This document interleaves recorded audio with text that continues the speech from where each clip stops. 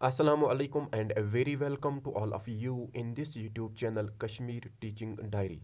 Let us today we get started with the most important topic of Indian polity, that is the making of Indian constitution. This very topic is an important topic from the examination point of view, most importantly for JKSSB and other competitive exams. So let us we get started with this very topic. Before starting हमें उन सभी conditions के बारे में पता होना चाहिए जिन conditions के ज़रिए इंडिया को कॉलोनाइज किया जाता है और फिर हम डिमांड करते हैं कि हमारे पास एक राइट होना चाहिए खुद की कॉन्स्टिट्यूशन को एंड खुद की कॉन्स्टिट्यूशन को ड्राफ्ट करने का। तो उन कंडीशंस के बारे में हमें पहले जानना ज़रूरी है। आइए हम समझने की कोशिश करते हैं। ओरिजिनली हमें पता है कि 1600 में यहाँ पर एक ट्रेडिंग कंपनी आई थी यूरोप से, उसका नाम है ईस्ट इंडिया कंपनी, जो 1600 में यहाँ पर आती है। इनको मिला हुआ था charter of rights from queen Elizabeth first से। लेकिन by the course of time क्या होता है, यहाँ पर बहुत सारे कन्फ्लिक्ट्स होते हैं यहाँ के लोकल रूलर्स से, जिनमें से बैटल ऑफ प्लेसी हुआ था 1757 में, जो 23 जून 1757 में होता है, जिसमें east India company Robert Clive और नवाब ऑफ अवाद सिराजुद्दौला के दरमियान कन्फ्लिक्ट होता है। और इस कन्फ्लिक्ट का रिजल्ट ये निकलता है कि जो सिराजुद्दौला होता है उसको डिफीट दी जाती है, और जो मीर जाफर था ओरिजिनली था कमांडर ऑफ द सिराजुद्दौला, इसको इंस्टॉल किया जाता है as the new Nawab of Bengal. तो उसके बाद दूसरा कन्फ्लिक्ट होता है जिसे हम बैटल ऑफ बक्सर के नाम से जानते हैं। ये जो बैटल ऑफ बक्सर होता है ये 23 अक्टूबर 1764 को होता है। और ये जो बैटल ऑफ बक्सर होती हैं ये होती हैं between East India Company and combined forces of Mir Qasim that is Nawab of Bengal and Shujauddaula that is Nawab of Awadh and Mughal empire Shah Alam second. इस बैटल ऑफ बक्सर का रिजल्ट भी निकलता है कि जो कंबाइंड फोर्सेस इंडिया के रूलर्स थे उनको डिफीट दी जाती है और ईस्ट इंडिया कंपनी के ज़रिए यहाँ पर हमने लिखा हुआ है कि ट्रीटी ऑफ इलाहाबाद साइन की जाती है। ट्रीटी ऑफ इलाहाबाद साइन करने का मकसद जो था, ट्रीटी ऑफ इलाहाबाद से क्या होता है कि यहाँ पर पहले हम समझेंगे।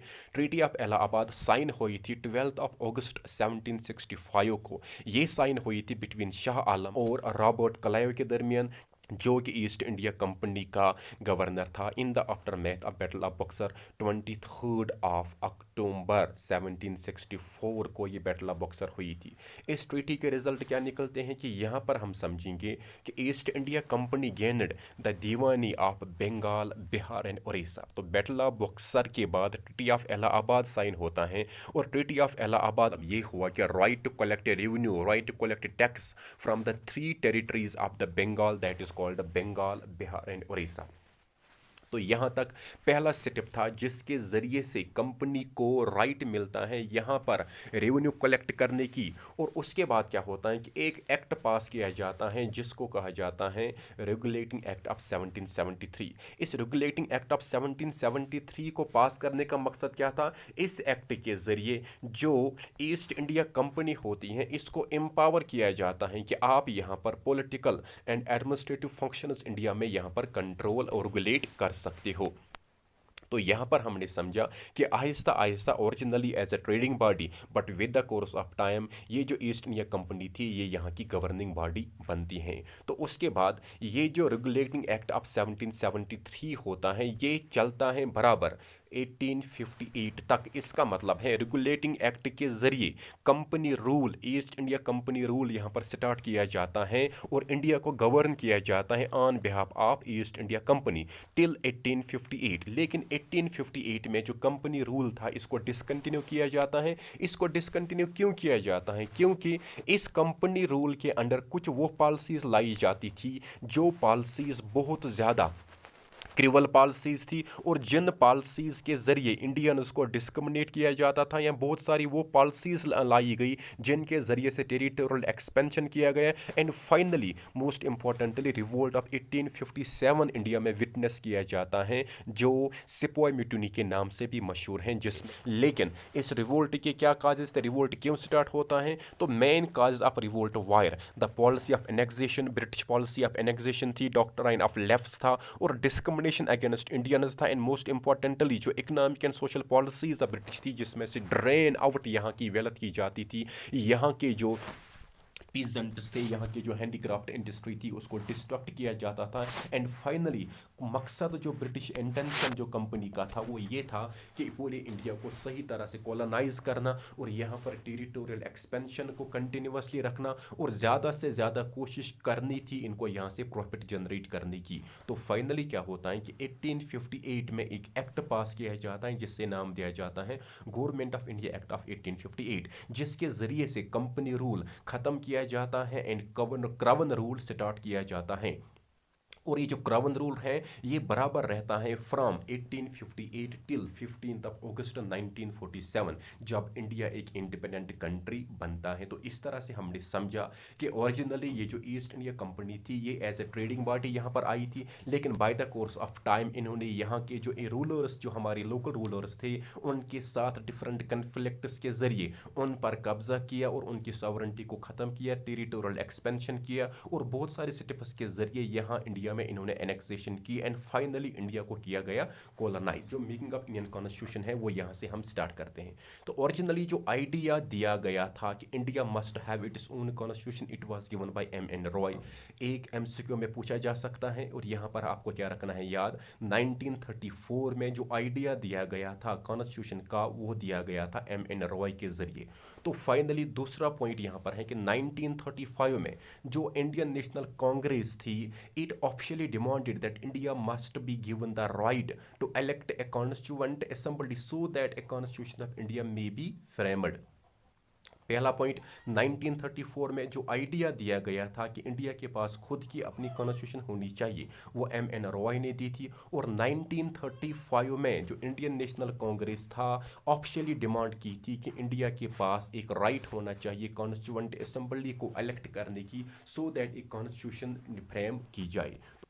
इसके बाद क्या होता है कि 1938 में जो जवाहरलाल नेहरू था वो डिमांड करता है ऑफिशियली कि इंडियंस को एक राइट मिलना चाहिए, officially demanded that the constituent assembly of free India must be framed without any outside interference elected on the base of adult franchise. इसका मतलब ये हुआ कि जवाहरलाल नेहरू 1938 में डिमांड करता है ऑफिशियली कि इंडिया के पास एक राइट होना चाहिए कॉन्स्टिट्यूएंट असेंबली को इलेक्ट करने का और कॉन्स्टिट्यूशन को फ्रेम किया जाएगा on the base of universal adult franchise, one person one vote and one value, और इसमें कोई भी एक्सटर्नल इंटरफियर यहाँ पर एक्सेप्ट नहीं किया जाएगा। डिमांड जो होती है कॉन्स्टिट्यूशनल स्ट्रक्चर की वो फाइनली एक्सेप्ट की जाती है जिसका नाम होता है ऑगस्ट ऑफर ऑफ 1940। इस ऑगस्ट ऑफर को दूसरा नाम भी देते हैं जिसे कहते हैं लिन-लिथगो ऑफर ऑफ 1940। लिन-लिथगो कौन था? Linlithgow was the viceroy of India during the August offer of 1940। तो हमने यहाँ पर फिलहाल के लिए ये समझा कि पहले जो कॉन्स्टिट्यूएंट असेंबली की डिमांड इंडियंस के जरिए की जाती थी इसको एक्सेप्ट नहीं किया जाता था, लेकिन ऑगस्ट ऑफर ऑफ 1940 में Indians demand of Constituent assembly की डिमांड को एक्सेप्ट यहाँ पर किया गया। लेकिन यहाँ पर आपको याद रखना है कि Winston Churchill was the Prime Minister of United Kingdom during the August Offer of 1940 और लिन-लिथगो जो था he was the Viceroy of India। August offer में क्या हुआ? इन अगस्त ऑफर ब्रिटिश ने कुछ डिमांड्स इंडिया के सामने रखी। Wanted Indian cooperation during the world war second, क्योंकि इस वक्त अगस्त ऑफर है 1940 तो सेकंड वर्ल्ड वॉर भी स्टार्ट हुआ था 1939 to 1945। So during the second world war Britishers को चाहिए थी इंडिया की हेल्प, इसलिए अगस्त ऑफर में इंडियंस की जो डिमांड थी कॉन्स्टिट्यूएंट असेंबली की उसको रिकॉग्नाइज किया गया।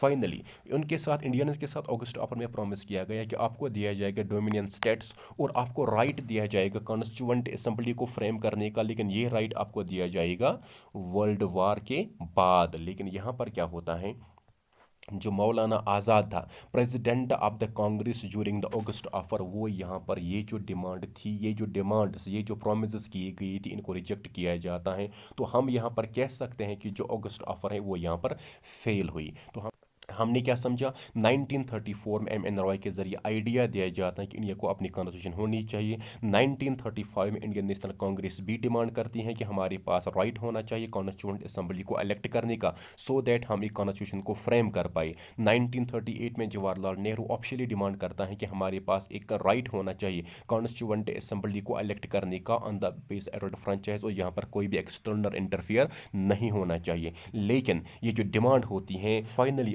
ऑगस्ट ऑफर 1940 में एक्सेप्ट किया जाता है। इस ऑगस्ट ऑफर के दौरान विंस्टन चर्चिल जो था वो प्राइम मिनिस्टर ऑफ ब्रिटेन था और लिन लिथगो जो था वो वाइसरॉय ऑफ इंडिया था, इसलिए इस ऑफर को लिन लिथगो ऑफर के नाम से भी जाना जाता है। यहाँ पर क्या होता है कि जो Maulana Azad president of the Indian National Congress during the August offer था, इसने इस मिशन को यहाँ पर इसने इस मिशन को यहाँ पर रिजेक्ट किया एंड फाइनली जो ऑगस्ट ऑफर होता है वो यहाँ पर फेल हो जाता है। दूसरा जो मिशन ब्रिटिश गवर्नमेंट ने भेजा था कॉन्स्टिट्यूशनल रिफॉर्म के जरिए, कॉन्स्टिट्यूशन से related, that was Cripps mission of 1942। उस दौरान जो वाइस रॉय था it was Lord Linlithgow. Cripps mission को क्रिप्स मिशन के नाम से क्यों पुकारा जाता है? Because it was headed by sir Stuart Cripps. Sir Stuart Cripps जो था वो इसका चेयरमैन था, that is why it is called Cripps mission. तो क्रिप्स मिशन में क्या कहा गया? क्रिप्स मिशन के दौरान it wanted the cooperation of Indians during the second world war. को क्रिप्स मिशन में भी सेकंड वर्ल्ड वॉर चल रहा था और British was in need of Indian help. Second Indians must take a part in the second world war and India के जो resources हैं वो हमें दरकार, वो ब्रिटिश गवर्नमेंट को चाहिए थे during the second world war, इसलिए इन्होंने इस कॉन्स्टिट्यूशनल डिज़ाइन को यहाँ पर भेजा था। लेकिन ये जो क्रिप्स मिशन था इसको रिजेक्ट किया जाता है बाय द इंडियन नेशनल कांग्रेस।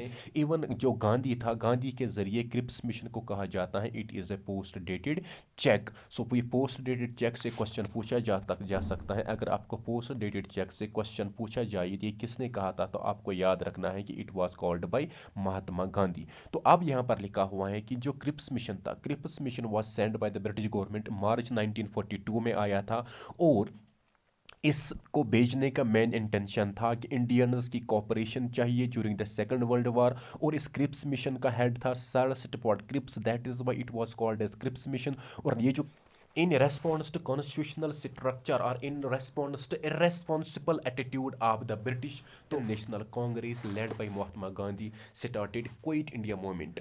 तो क्विट इंडिया मूवमेंट को 1942 में लॉन्च हुई थी 8 अगस्त 1942, जिसे हम वारदा रेजोल्यूशन के नाम से भी जानते हैं। लेकिन ये भी आप याद रखेंगे ये जो क्विट इंडिया मूवमेंट था इसको अगस्त मूवमेंट या अगस्त क्रांति के नाम से भी जानते हैं। ये लॉन्च की गई थी गांधी के जरिए in the Bombay session of Indian National Congress on 8 अगस्त 1942। तो गांधी ने क्विट इंडिया मूवमेंट के दौरान डू और डाई का नारा भी दिया था।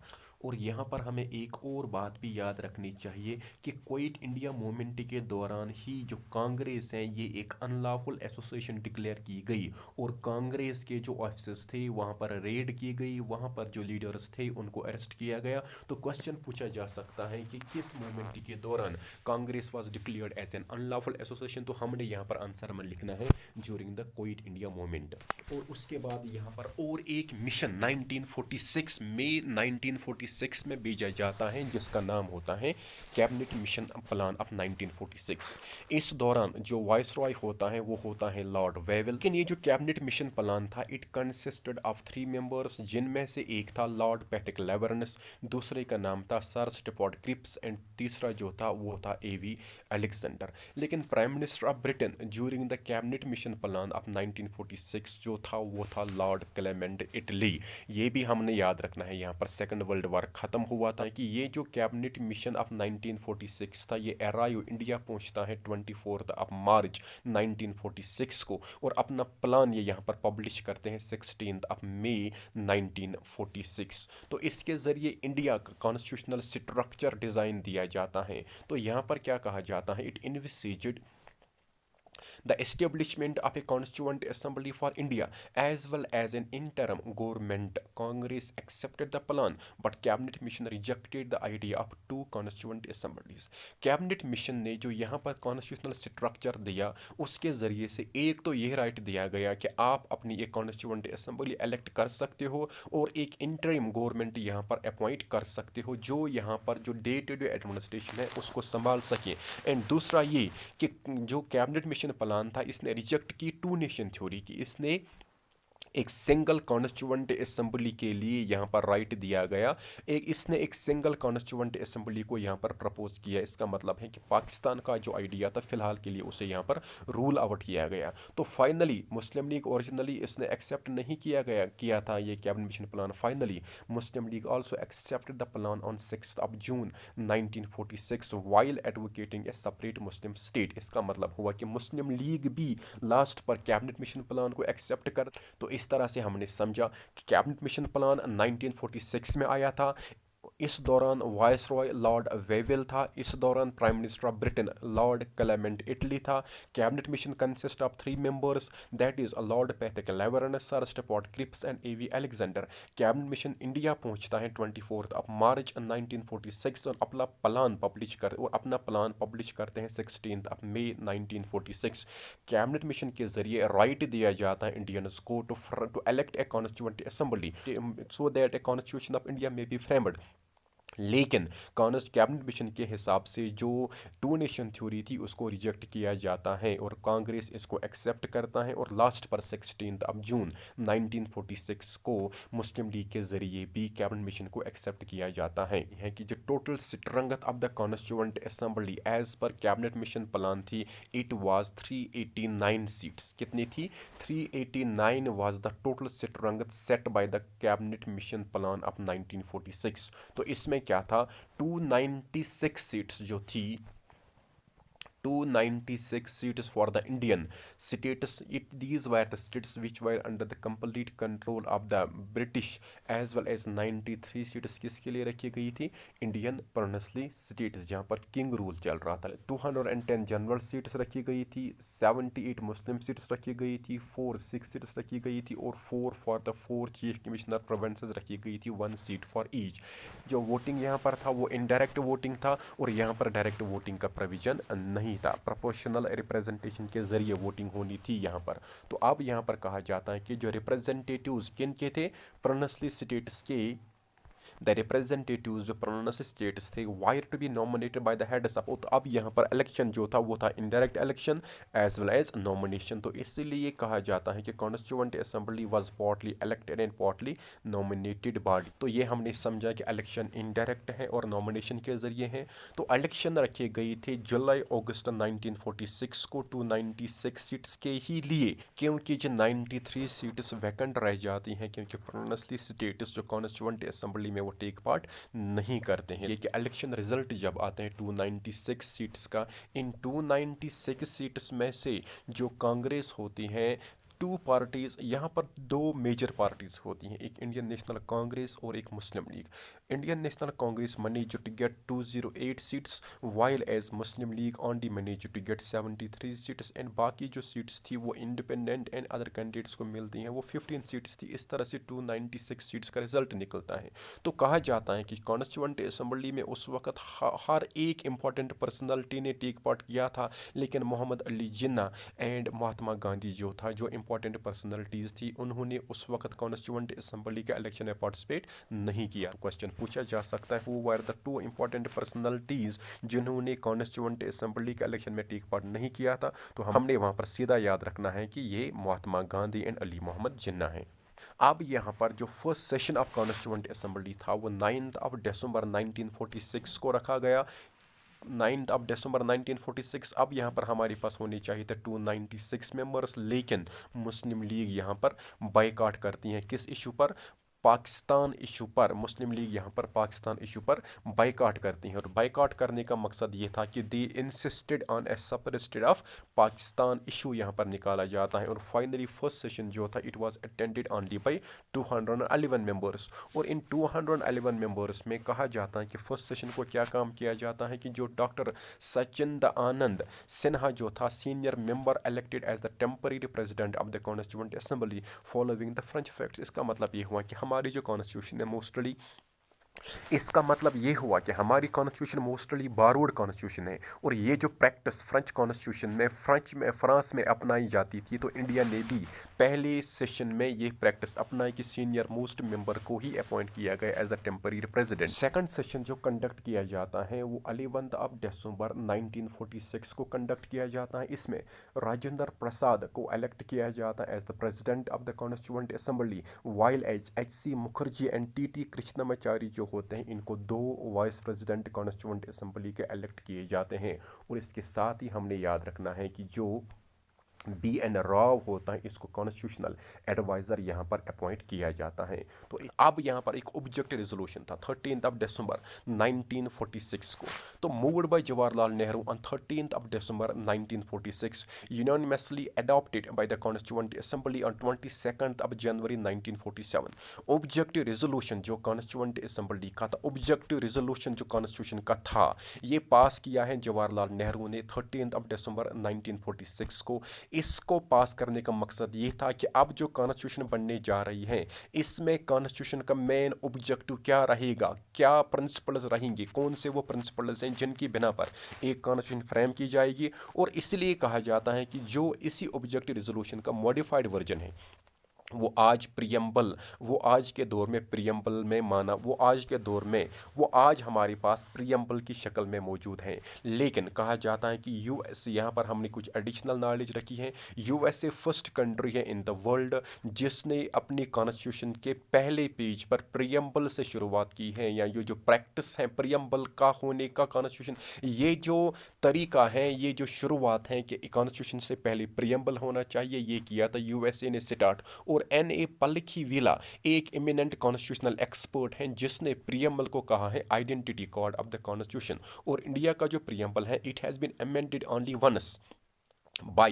42nd Amendment Act of 1976 by adding the 3 words that is socialist, secular and integrity। ये 3 वर्ड्स ऐड किए गए हैं 42nd Amendment Act of 1976 के जरिए। और मोस्ट इंपॉर्टेंटली ये जो 42nd Amendment Act of 1976 है, इसको मिनी कॉन्स्टिट्यूशन के नाम से भी जान, क्योंकि बहुत सारे प्रोविजंस वो हैं जो कॉन्स्टिट्यूशन में 42nd Amendment Act of 1976 के जरिए अमेंड किए गई। Committees of the Constituent Assembly. The Constituent Assembly appointed nearly 22 committees कि Constituent Assembly में 22 committees अपॉइंट की गई थी डिफरेंट कॉन्स्टिट्यूशन मेकिंग टास्क्स के लिए। इन सब में से ड्राफ्टिंग कमेटी मोस्ट इंपॉर्टेंट थी। ड्राफ्टिंग कमेटी जो अपॉइंट की गई थी 29 अगस्त 1947 को अपॉइंट की गई थी। इसमें 7 मेंबर्स थे। B.R. अम्बेडकर जो था, he was the chairman of the drafting committee, और बाकी 7 मेंबर्स थे। और इन 7 मेंबर्स में हमने याद रखना है कि B.L. मिटर जो था उसने रिज़ाइन दिया था, उसकी जगह पर N. माधव राव आया था। और T.T. कृष्णमाचारी जो था, इसने रिप्लेस किया था D.B. काइतान को, जिसकी डेथ हुई थी 1948 में। क्वेश्चन पूछा जा सकता है कि ड्राफ्टिंग कमेटी के किस मेंबर की डेथ हुई थी और कब हुई थी, हमने यहाँ पर ये याद रखना है। तो यहाँ पर मोस्ट इंपॉर्टेंट है, पहला ड्राफ्ट जो प्रिपेयर किया गया ड्राफ्टिंग कमेटी के जरिए, वो किया गया फरवरी 1948 में। और people of India were given 8 months time to discuss the draft. Second draft in the light of public comment, second draft यहाँ पर पब्लिश किया गया अक्टूबर 1948 में। और फाइनली ड्राफ्टिंग कमेटी को 6 months लगते हैं अपना पूरा ड्राफ्ट प्रिपेयर करने में, और इस 6 months में 141 डेज में ही मीटिंग्स अपनी करते हैं। तो फाइनल ड्राफ्ट फाइनली सबमिट होता है 4 नवंबर 1948।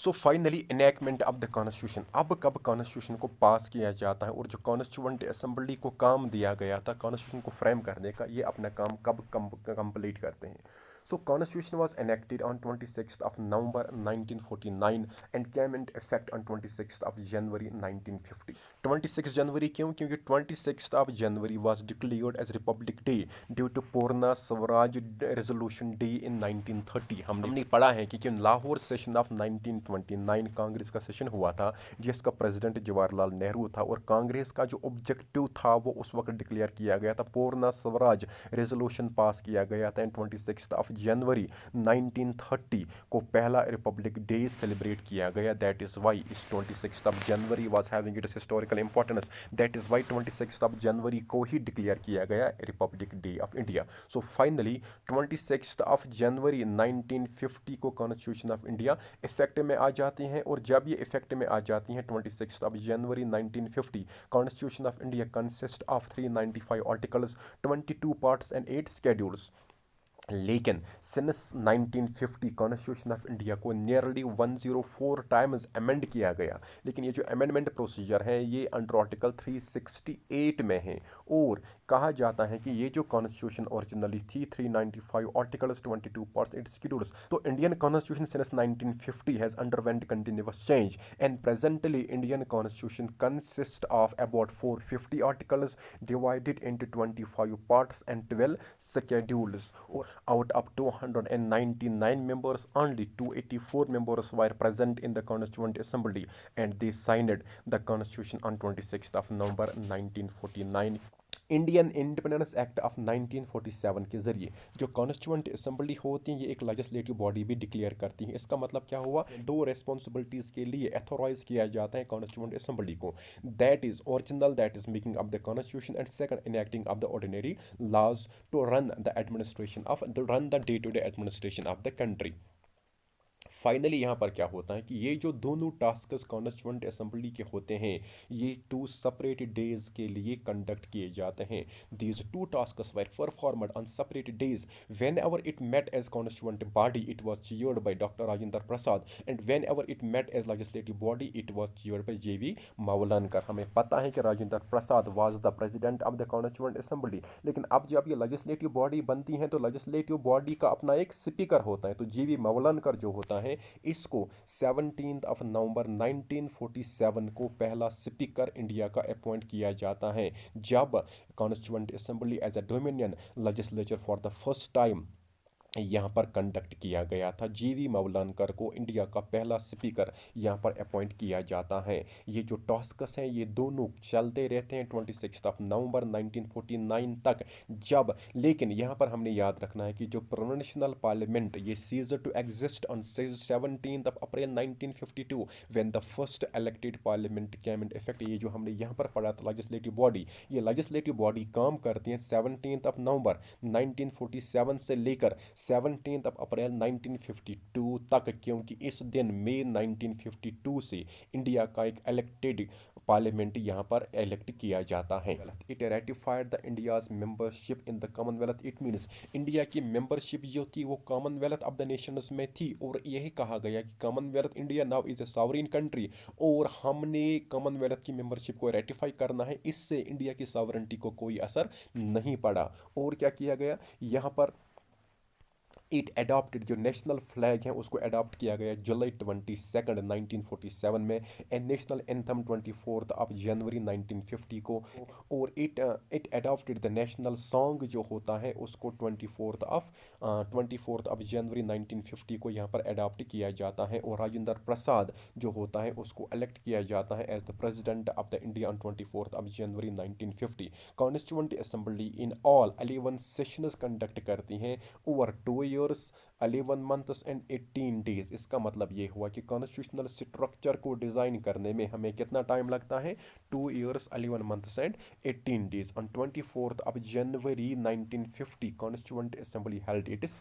Final session. व्हाट पहला क्रिटिसिज्म इंडिया को ये आ रहा था कि it is not a sovereign body. Why created as per the proposals of the British parliament and with the permission of the British parliament. क्योंकि जो कॉन्स्टिट्यूएंट असेंबली ऑफ इंडिया यहाँ पर अपॉइंट की जाती है, पहले ये ब्रिटिश परमिशन से ही अपॉइंट की जाती है, और अब हमारे पास अब कॉन्स्टिट्यूशन बनती भी है। तो लेकिन ये भी क्रिटिसिज्म वैलिड था कि ब्रिटिश पार्लियामेंट की परमिशन से ही कॉन्स्टिट्यूएंट ऑफ इंडिया बनती है। दूसरा criticism, it was not a representative body, क्योंकि हमने पहले ही पढ़ा कि इसमें इनडायरेक्ट इलेक्शन था और लिमिटेड फ्रेंचाइज था, पूरी पॉपुलेशन को फ्रेंचाइज नहीं था। टाइम कंज्यूमिंग था, 2 years, 11 months and 18 days हमें लगे। तो यहाँ पर क्रिटिक्स ने कहा कि अगरचे बाकी कंट्रीज़ को इससे बहुत कम टाइम लगा, तो एग्जाम्पल दी गई है American constitution took only 4 months to complete their constitution.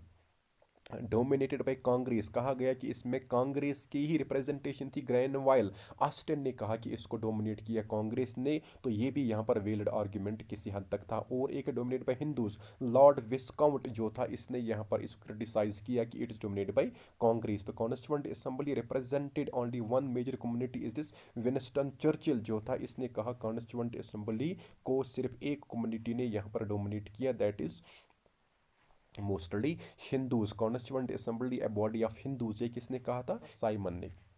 N Gopala Ayyangar was the secretary of the constituent Assembly. Symbol of Constituent Assembly it was elephant. Draftsman of the constituent Assembly it was Mukherjee. Architect of the Indian constitution किसे कहा जाता है? It is B R Ambedkar. और calligrapher of the constituent Assembly Prem Behari Narain Raizada. और Hindi calligrapher of the constituent Assembly Krishna Vaidya ने लिखा था।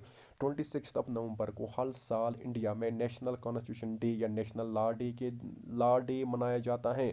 26 जनवरी हर साल रिपब्लिक डे मनाया जाता है। That is all in today's video lecture.